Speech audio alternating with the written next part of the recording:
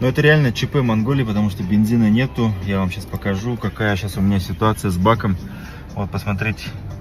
Глаз горит. Бензина практически нету. Впереди еще 3 дня путешествия. Такие огромные очереди. У меня друг монгол простоял 3 часа. И когда он подъехал к колонке, бензин закончился. И он поехал в другую искать колонку. Мои туристы сейчас спать легли. Время уже 2 или 3 ночи. Я ищу бензин.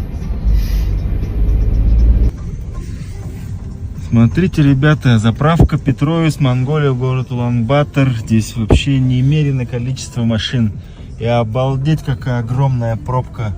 Вот это вот вся очередь, все на заправку. Бензина в Монголии нету. Если вы соберетесь поехать в Монголию, город Улан-Батор, возьмите с собой канистру. Либо воздержитесь от поездок. Посмотрите, какая очередь огромная. И на всех заправках такая же очередь. Многие заправки закрыты, потому что там бензин закончился и заправки просто не работают. Вот это вот вся очередь, крайняя правая полоса, это вся очередь за бензином. Представляете себе? Вот еще одна пробка на заправку.